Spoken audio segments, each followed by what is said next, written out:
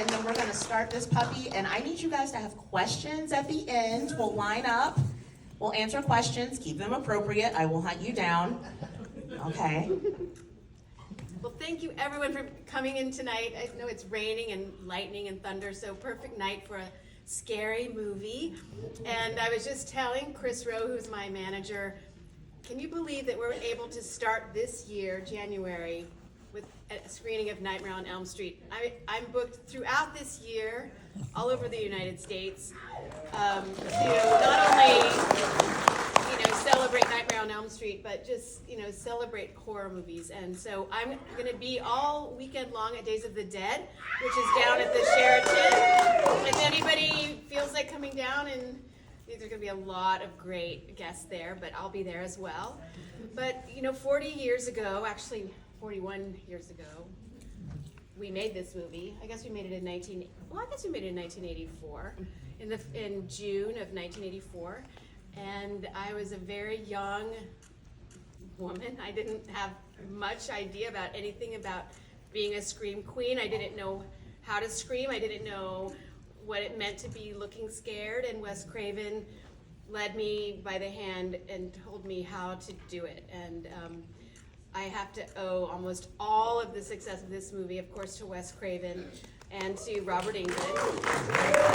Robert also was my teacher. He had been a very serious actor at the Royal Academy and would always, mansplain everything to me, which I was very grateful for in the end. And so Robert and I, of course, have a wonderful relationship.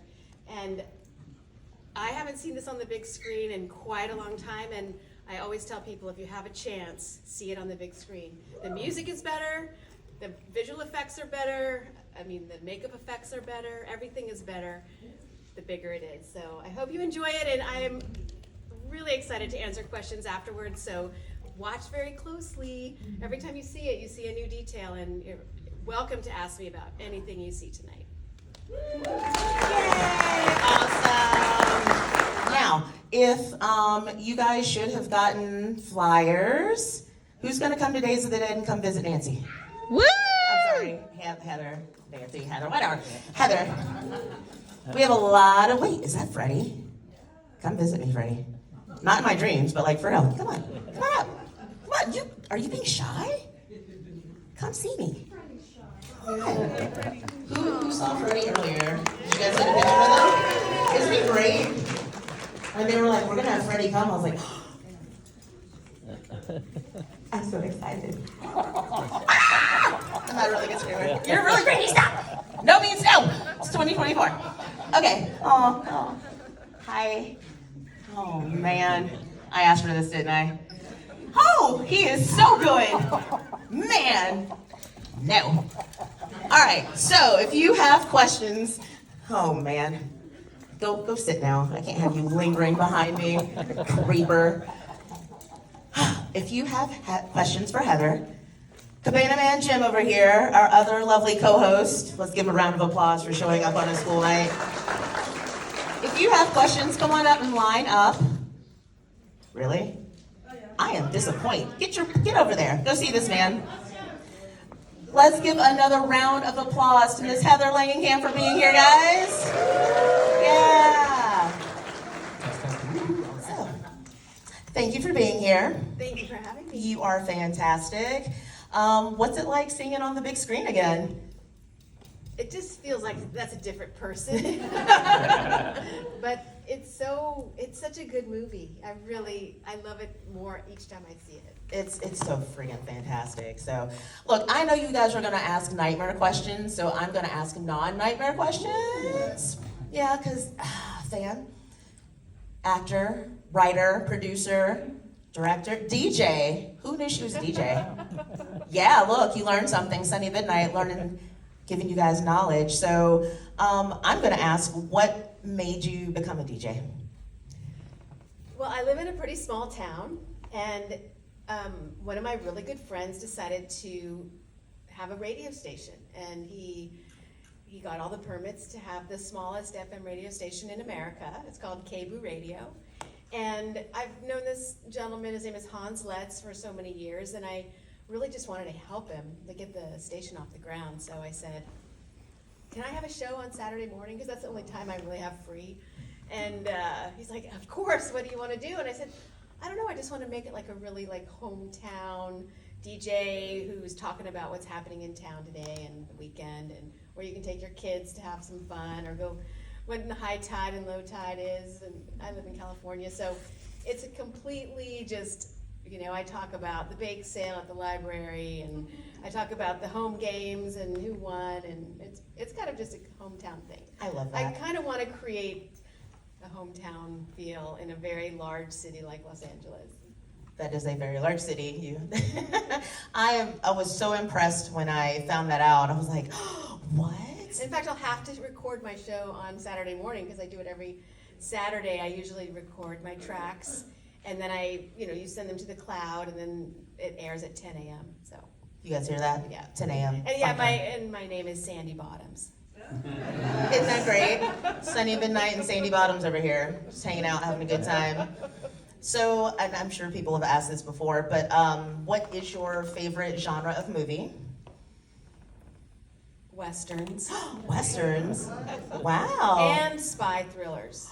What's your favorite spy thriller? I need you to recommend. I'm really diving in. I like the Jean Le Carré kind of like spies, Russian spies, like saving the world.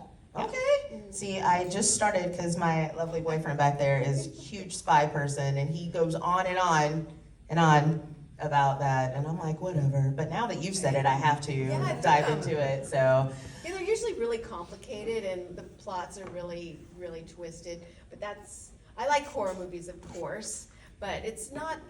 I don't love like the scene with Tina getting so bloodied up. I have to close my eyes. I just don't like seeing blood. Yeah, that much. Yeah. I've heard that a lot about people in the genre. They're like, it's not my favorite, it's not my thing, I'm not even really into blood, but I always like to ask, what are you into? You know, what show should I watch? What are you reading right now? Things like that, because people want to know more than just, right. What was it like kissing Johnny Depp? Yeah, that was awesome. I mean, fair enough. But we were both so embarrassed. Can't you tell? The kisses are terrible. They're just like, they're the worst screen kisses out there. I know, because believe it or not, Wes Craven was even more embarrassed than we were. And so, there was no like practicing, which usually makes for a better screen kiss, as if everyone practices to figure out like, oh, I'm gonna go that way and I'm gonna go that way. But Wes was just so like, okay, you guys have to do this. And he was so modest. He was an incredibly modest and very conservative person that way. You wouldn't know it from the movie because it seems like, but he did not enjoy shooting that scene, and so as a result, we didn't have enough rehearsals. That's all I can say. That's not okay. enough rehearsals. I mean, I'd have been like, I need to do it again, thanks. Can we just try that one more time? And one more, and one more. We didn't get any rehearsals, and even tonight, I'm like, oh, it just looks terrible. I hate it. Yeah. I mean, it was really fun, and Johnny was just a great person, and as you can tell, he's just a sweet person. And I just love our relationship. I see new things in it every time I watch the movie. And he also had one of the best kills in horror history, if you ask me. But Definitely. All right, I'll stop running my mouth and having my moment. Cabana Man Jim, over to you. Thank you.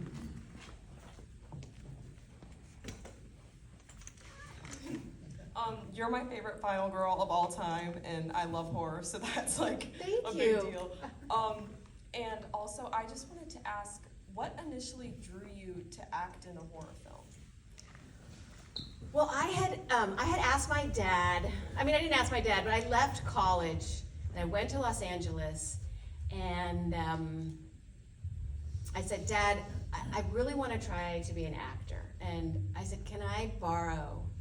I think it was like $2,000 at the time. And I said, if I'm out of that money, I will go back to college and I'll never mention it again, but I just want to give it a go, and I think that money will last me like 4 or 5 months in LA. Back then, rents were really affordable, and I stayed with friends and slept on couches. So one of the reasons is that it was a paying job, and it meant that I could kind of stick around LA for a little longer. And it turned out that, getting a job I mean, it was scale, it wasn't a lot of money, it was only 5 weeks of shooting, it really wasn't very long, but I really felt like it was the first, and of course it wasn't a big movie then, it was just an independent movie. In fact, nobody had even heard of Wes Craven, nobody even knew New Line Cinema, nobody really even had any faith that it was gonna get finished, but I knew that money would help me like last a little longer staying in LA, and so my agents were like, don't do it, oh my gosh, your reputation will be ruined, and I'm like, I know, but I need the money, so you take jobs sometimes for that. But then I also really thought that the part suited me, and when I read the part of Nancy, there was just so much about her that I could completely relate to, and when I met Wes Craven, even though I didn't know who he was, we just hit it off. Like, he was like somebody that I could totally get along with, and so I was very happy that he hired me. Thank you for that question. Hi Heather, my name is Tony, and I first wanted to thank you for your performance and showing up tonight. As a kid, I memorized all your lines to this movie and acted it out. Yeah, thank you. I'm pursuing a career as an actor because of it. And I wanted to ask in that vein if there was a performance or a movie that inspired you in a similar way. At that time, I would say, I was just telling, I just wanted to be an actor really badly, and the people that I grew up really loving was Melissa Gilbert in Little House on the Prairie. But when I think about that, she was very similar to Nancy in a lot of ways. I mean, she was kind of getting into trouble all the time and trying to, solve the problems in her, on her farm. But that was the first, like when I was 7 years old, that's who I wanted to be, was Melissa Gilbert. And then as I grew up, I always loved action, like, shows that had a lot of action and where the women were, Charlie's Angels, like watching the women kick ass, and that was something that I always, Bionic Woman, all of these women, like really, I couldn't get enough of them. And I think it just kind of sunk in. And so when I had a chance to be a woman who was like fighting and running, and I just felt like I had been preparing for years, to get ready for a part like that. But I had literally day to day, I didn't know what I would be doing. Wes would usually tell me at the beginning of the day, okay, you're gonna be doing this, you're gonna be running up and down the stairs, and we're gonna make the stairs all goopy, so you're gonna sink into them. And he would just let me know in the morning what I had to do. And I didn't usually have a lot of time to prepare, so, I just tried to be me, and I tried to do it, and I see on there some days I was successful, and some days, a little bit, I don't know. Some of those scenes are crazy. You have to be forgiving, you have to forgive yourself on the days that you don't 100%, achieve your objectives. But thank you. I do think I loved all those women in the 70s who were really forging a path of being, strong and very capable and able to solve, big problems. Thank you so much. Hello. Hello. So I have kind of a two. It's about your parents in the movie. First off, were you all aware how awesome John Saxon was back then? I mean, Well, I only knew because when I told people that he was my dad, like the women of a certain age would just swoon, like they were so in love with him. Yet I had not seen Enter the Dragon yet, and I wasn't aware of all of his credits. But as I got to know John, every time he told me the movie that he had been in, I'd go and watch it. And even some of his movies in the 50s with Burt Lancaster, and when he was part of the studio system, he was a link between the old Hollywood that everyone dreamed of being part of, and then, the new Hollywood where it was a much more kind of rough and tumble place. right. But he always reminded us that there is this very, that acting was a very noble career and profession, that he had been, really blessed to have such an incredible career. So as I got to know John over the many, many years that we were together, he became he's such a dear and wonderful person. He looks so tough, and I was so intimidated by him in the beginning. I don't think I talked to him more than like one day. I just couldn't bear it because he was so tough. And I thought that he really thought bad things about me, like the way he treated Mom in in Marge in the movie. I'm like, he really thinks that we're terrible people, but he didn't. Of course, he was just a very serious actor at the time. Second part is, were y'all all aware how cheesy the mother really was? I mean, Well, Ronnie would, she had a really, really clear idea of the kind of woman that she wanted to play. And I think that she might have dabbled in a little bit of her own makeup after the morning makeup session. So, yeah, she's totally a different color than most of us.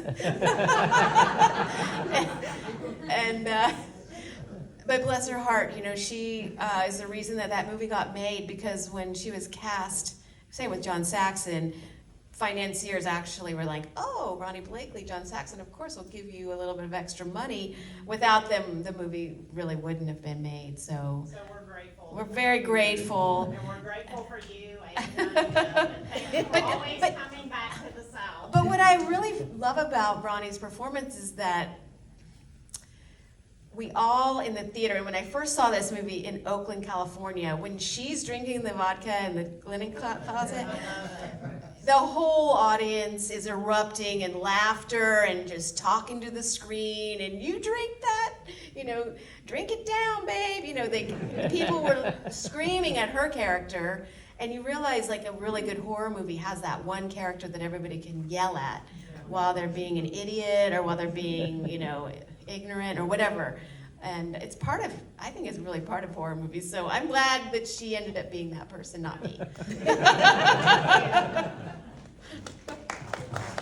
Hi there, I love your hat. Thank you. I stole it from Freddie. Don't tell him. Out of your dream, most likely. So, what was the longest part in the movie to film? And why did it take so long? What an excellent question. Let's see. I'd have to say that the basement scene at the end where I'm luring Freddie into my traps, because that scene had that fire, the scene of Freddie on fire. That's actually the longest fire gag in film history up until that time. And Tony Caesar was our stuntman, so everything had to be planned so carefully, up to the point where Freddie catches on fire. And then, once Freddie is on fire, they switch me out for a stunt woman. So the person running up the stairs away from Freddie is the stunt woman. And then, that whole sequence was, probably a long day, but also the bathtub scene. That one was a very, very long day. We had lots of different angles on that shot, and I was in the water most of the day. So I'd say those two scenes were the most time-consuming. Thank you for that question. Did you ask the second part? Was there a second part that I didn't answer? I just asked why did it take so long? Oh yeah, why did it take so long? Yeah. And in the bathtub scene, they kept, so it was a very large tank actually. The top of it was a bathtub, but the bottom had been cut out. And down below is Jim Doyle, who is in a scuba suit and with oxygen. And so during the day, he would have to change out his oxygen tanks, and they'd have to warm the water up because it would cool down quite quickly. And they'd have to put more bubbles in because I wanted there to be a lot of bubbles. And so every 20 minutes or so, we'd have to just reset. And the funny thing about that day is Wes had never thought about the song. He just, in the script, it just shows me reading those lines, 1, 2, Freddie's coming for you. And the night before, my boyfriend at the time, I said, what am I going to do? With these lines, I could just say them. It's going to sound so weird. And he helped me come up with that little tune. So that was one of the most fun days of the whole shoot, is that day in the bathtub. Thank you. Thank you. Hello. First I want to say you're amazing. I met you last year, and I was just like, Thank you. but my question is, not really a question. Has anyone seen Midnight Club? Yes? Yes? If you haven't seen it, you should. She's amazing in it. She plays, I'm not even gonna tell you, watch it. Thank But, thank you. I feel like Mike Flanagan is, whatever generation is happening, he's gonna be there with Craven. I appreciate him as well. I love that you're tied up with him, and I know that I read that there's gonna be another project that you're Yes. tied up with for, I think it's like Edgar Allan Poe inspired. Well, so that Edgar Allan Poe show was just on, and I unfortunately was not in that one. That one is called Fall of the House of Usher, or the House of Usher. And so when we were just wrapping up Midnight Club, I noticed Mike like going around to all the other cast members, and they were kind of whispering, and I'm like, what is he talking to you about? He's like, oh, he's doing a new show, Fall of the House of Usher, and you're not in it. I was like, wah, like I was so upset, but only for a minute, because I realized, Mike has, project after project, and actually I was kind of glad to be going home. We had been living in Vancouver for almost 7 or 8 months, and all the people that were in Usher had to stay. So I was like, yay, I get to go back home. But I did get last year to work with Mike again on a film called Life of Chuck, and it's gonna be out this year, I bet, and it's a really amazing story by Stephen King. He loves Stephen King, as you know, so he adapts a lot of Stephen King's materials, and this one, I would say it's hard to explain, but it's like the dream you would have maybe right before you die, and what goes through your mind at that time. But it's so magical, and Tom Hiddleston is the lead, and it's going to be an amazing. I think it's going to be an amazing movie, and also, oh gosh, I wish I could remember. Everybody's in it. There's a lot of people in it, and all of us went down to Alabama just for one day, basically. Like nobody stayed there for very long, so everyone was just kind of passing in the night, doing their scenes and leaving. So I didn't get to meet anybody, which is too bad. But next time I'll meet Tom Hiddleston. I hope so. She knows all about that right there. That one right there. I met him at New York Comic Con. He was pretty great. Hi, I just want to say you're the most awesome scream queen of them all. I don't care what anybody says. You, Sydney Prescott, two best that'll ever do it. Thank you. Wait a minute. That sounded a little conditional to me. No, not at all. No, How I'm telling dare. you two are just like, love you guys. Anyways, so across the 3 Nightmare movies that you did, who was your favorite co-star to work with? The trap. I had so many, incredible co-stars. It's not a hard question to answer, but in terms of my friendships, I think Amanda Wyss, because we became best friends on that movie, and still are. But in terms of like fun scenes that I'll never forget, Robert Englund, of course, and gosh, and like on Nightmare 3, I'd say Patricia Arquette became a really important person to me, and in New Nightmare, I'd have to say that's when I got to know John Saxon so well, and also Miko Hughes. And I had known Miko when he was 3 years old and was in Pet Sematary. My husband did his makeup in Pet Sematary, so I had met Miko. Gosh, he was like, it seemed like he was barely talking, but he was a young child. And at the time, I just thought, oh, how can any mother put their child in show business? This is like so cruel, and making a kid learn their lines is actually like really challenging, and parents use all sorts of tricks, to get their kids to learn lines, and I was like, I don't know about this, and I don't think he's going to turn out. He's going to be a mess. He's going to be completely. And then there he is playing my son, a few years later, and he was an amazing actor, like just amazing. And even today, you know, he's an amazing actor. And I do really, I always love seeing him. I have a really soft spot in my heart for Miko, so. When anyone ever plays your child, you know, you really do develop like all these maternal instincts. and then when they get to be a grown up and you're like, oh, hi. It's like you don't know them anymore. They're completely new people. So I've really enjoyed knowing Miko. Awesome. Thank you. Thank you. For your Next question. It's a really nice question. Hi. Thank you so much for coming to Sandy Springs. Like, this is awesome. Yes, it's Thank great. you. So great. Yeah, so my question is about the legacy of Nancy. Have you enjoyed seeing character traits that Nancy possesses showing up in other final girls who are determined survivalists, or across genres like Home Alone's Kevin McAllister? Like, is that exciting to you to see other people being so stick to it and, I mean, excited? that character's existed from the beginning of time. I mean, Greek mythology, you can find a Nancy-ish character. You know, I drew upon so many things, like I told you, like from my experience. The thing that's so magical is that Nightmare on Elm Street became this vehicle to show women and men all over, like, how to be, you know, how to be like that. And it was just it was at the perfect place at the perfect time, though I don't want to take credit for any of the things that, you know, were in some ways that part of that movie, because I just am so inspired by characters in all sorts of films that show that kind of personality. Like even Dorothy in The Wizard of Oz to me was always that kind of a woman, and like that was my favorite final girl, you know. I'd say that she was my first and favorite final girl is Dorothy.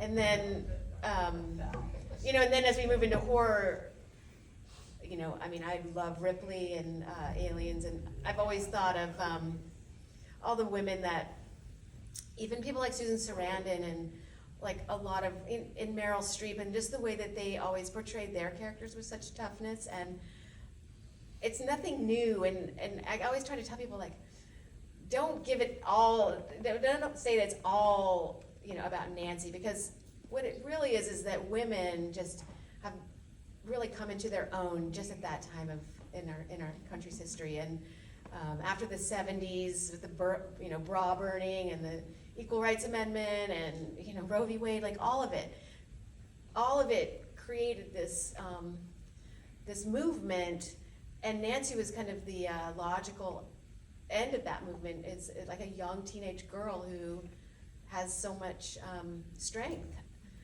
and Wes wrote that character, you know, and it was easy to play it. I mean, we all wish we were like her. I mean, nobody is really that strong and kick-ass. I don't know, maybe some of us are, but I certainly was not that. I'm full of insecurities and full of, you know, fear, and things scare me too, but it was fun to play somebody like that.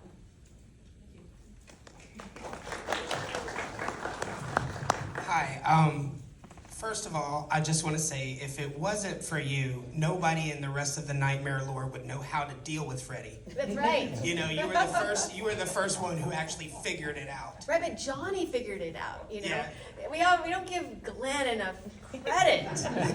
He was the one reading the Balinese, Sleep and everything. That's true. The sleep powers or whatever he was And reading. in the end there, you did kind of like work that. I worked it in, yeah. We don't need to give Ben more credit, right? It's nice. And then secondary, I just wanted to say, at that point in time as an actress, you were a new actress. Did you ever feel like this was gonna be a part of like a pop culture phenomenon or a cult classic? Did you feel like filming it or halfway through it that you were this was gonna actually turn into something, you know, outside the box and just like go on? I wish I had. I would have had a lot more fun, I think, as a young actor if I had confidence in it.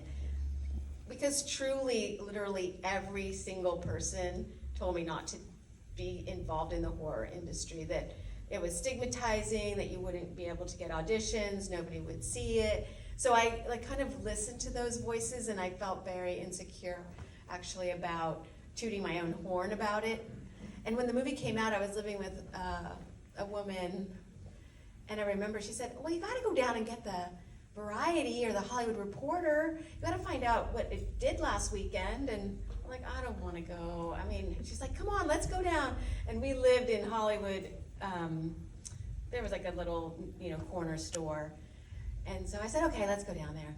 And we went down. And, my agent hadn't called me.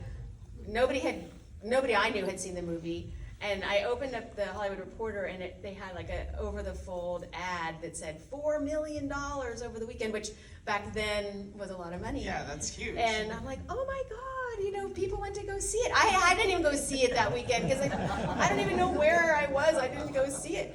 But I remember thinking, okay, if that was a bad decision, then it was not that bad of a decision. And then, but my agents were right. I would go into auditions or I'd go to meetings, and my agent would say, we're not going to put that on your resume. We'll just, if someone asks about it, you can talk about it. But in general, we're just not going to have that on there. And I'm like, okay, whatever you think. And then I would, talk to people, and very few people saw it who were in Hollywood. But then when I would go, I went back to college, and when I would go visit my family, or I'd go, to New York, people would say, oh yeah, you're the girl that was in that movie. And I'm like, you saw it? It was like, I was always really pleasantly surprised when someone had seen the movie. And back then there was no way to see a movie except in the theater. And so if you missed it, you missed it. And then VHS came, and VCRs were invented, and suddenly, like, everyone is seeing the movie, and so that's really what made the difference. Great. Well, we're all happy that you did. Thank you for seeing the movie. I appreciate Reviews it. on the side. We love you. Oh, thank you. Thank you. Hi. Okay, I have 2 quick questions. Okay. First of all, I broke in front of Freddie, so Uh-oh. I'm gonna watch my back. Okay. But was there any significance in the little like pink dragon and the troll behind the bedpost and all of those scenes? It's so funny because Greg Fonseca was the set designer, and I love all the things he has. He has like the little sheep, the little innocent sheep back there, and then it's wearing a headband with stars on it, and he just really captured the chaos of a girl's bedroom. I think that's what it was all about. Like, how you like collect something, and then there's you got something for your birthday, and you put that on the bulletin board, and it was like just chaos. If you look at my desk, it's just filled with stuff, But it really makes you think. It makes you think, and also it created another level of her whole personality.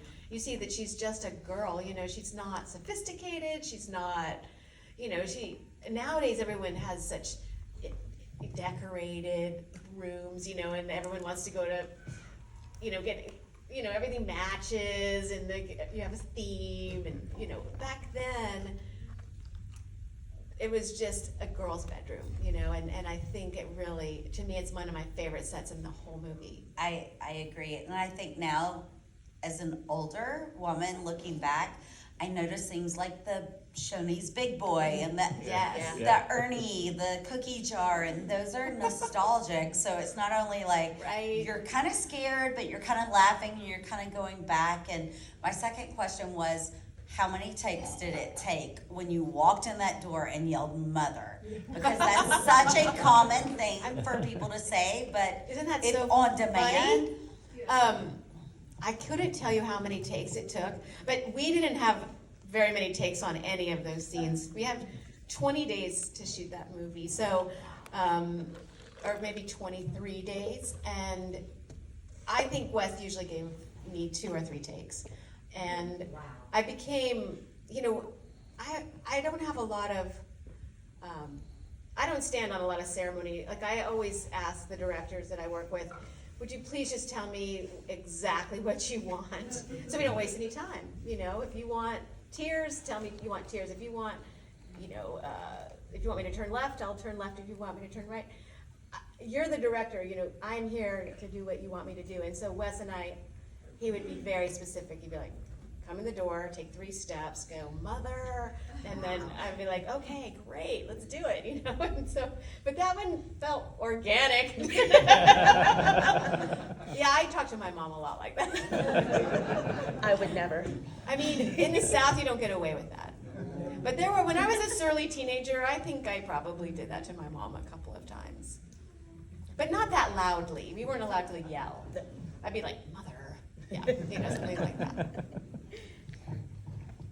Hi, speaking of moms, my mom took me to see this when I was 12 years Oh, old. bless her And, heart. and my mom is here today. Yes! Oh, Mom is back there. Thank you, Mom. So, I mean, the thing that I was amazed by, I remembered you as all being way older then. You were so young, carrying a whole movie by yourself. What was the pressure of that like for a young actor? I was so dumb. I had no idea. I didn't even think I was like the lead of the movie, really. I mean, I kept thinking, oh, Freddie. But really, I'm in the movie the whole time. But I thought that Freddie was definitely going to be the one that everybody had to, they had to buy his menace and his whole look. They had to buy whether he was scary or not. That to me was much more pressure than me just trying to be as real as I could in this part. And so, when I watch it, there's some parts I think where I really succeed, and then there are a couple parts where I wish I could go over and do it again.